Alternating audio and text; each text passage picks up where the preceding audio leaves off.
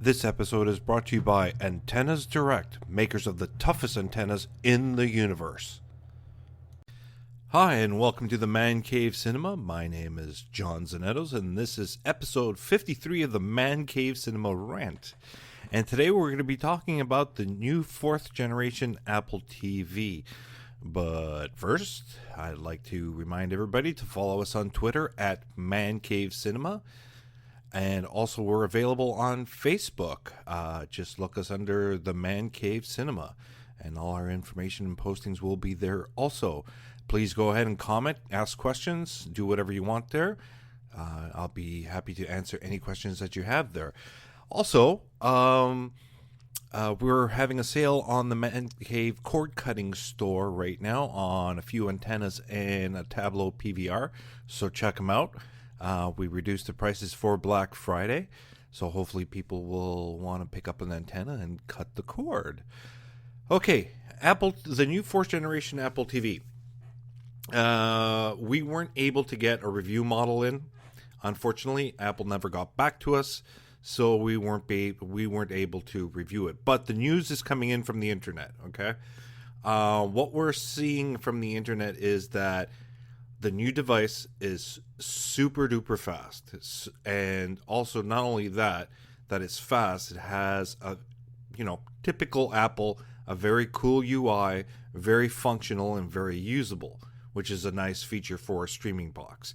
You want everything to be presented to you up front and easy to navigate, easy to use, and do everything there.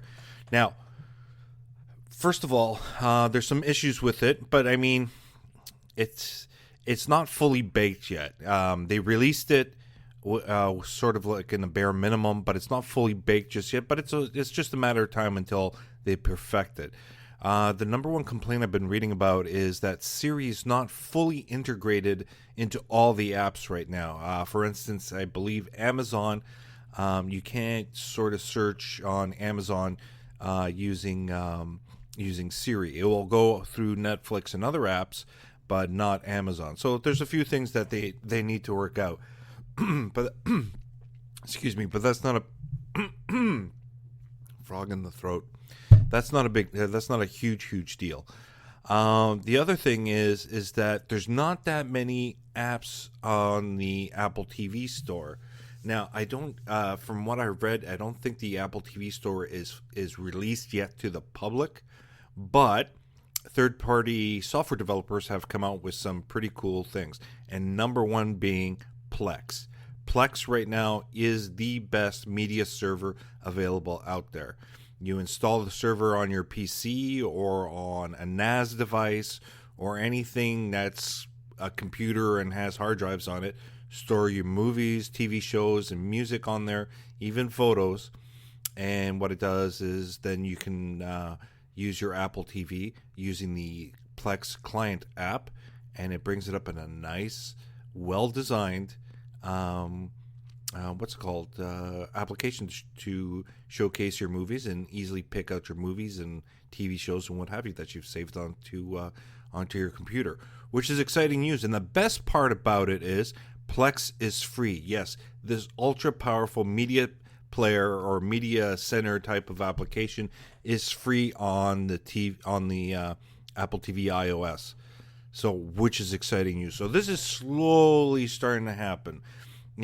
Apple sent out their development kit, and people are slowly coming out with the applications. And from what I read from Plex, they were working day and night to get it out in time. They were a couple of days short of the release of the Apple TV, but they did it and they pulled it off. Depending on all the other companies and their resources, we'll soon see stuff coming out there. So the overall thing, so let's just small little points here that we saw. Let's see here. Where is that news? There we go. Okay. Here's some takeaways here for you that you can see. The good stuff is the Siri works well for the TV and movies. It's really fast, and games are good addition to the Apple TV, which is good. I mean, Yeah, your streaming box is meant to stream movies and TV shows and different applications on there. But to have some games on there to pass the time, just like you do on your iPhone, I mean, you can play the exact same games on your TV and pass the time. There you go. Now, the bad stuff. Series extremely limited right now. Again, they have to produce a proper development kit, get it out there to developers so they can properly integrate Siri into their applications, which is important. You have to log into every app individually. Now, this is a problem with all the media streamers out there. It's Roku, everybody. So when you go into an app, it'll ask you for your credentials, like Netflix will ask for your credentials so you can use it. You go into another app, it asks for your credentials. You go into, let's say, the CBS All Access. Again, that asks you for your credentials also, and maybe your cable provider information. That's becoming a big pain in the butt. If they can create a one password and login for everything and make life simple. But that's not just a problem for Apple TV. That's a problem across the board for everybody, and it's a big pain in the butt. Trust me. And no 4K support. Especially now with 4K TVs are becoming popular. They're becoming more advanced. They're able to produce 4K, and now there's content out there for 4K. Not a ton, but there is. And that's kind of a bad thing that they didn't support 4K off the bat. All the other the Roku 4 and the new Amazon Fire TV have 4K support. And it's a shame that Apple hasn't, but who knows? They probably put it in their next version until they see. But if the majority of us have 1080p TVs, by all means, jump on the Apple TV. So from what I'm reading and what I'm seeing is that the Apple TV is a great product. Not just one website, many websites are saying that it's a great little product.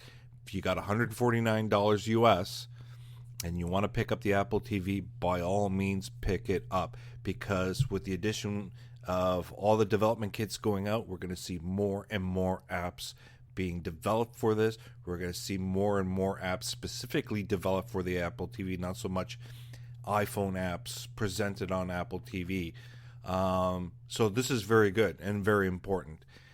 So that's about it, folks. That's all I got to talk about today. The Apple TV, by all means, pick it up. If you do, please let us know here at the Man Cave Cinema what your impressions are. And support what we want to hear from you.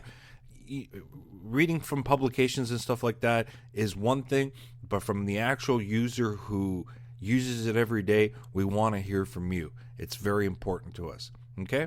Anyways, everyone, I think that's about it. I'm going to minimize this. Take care, and we'll see you later.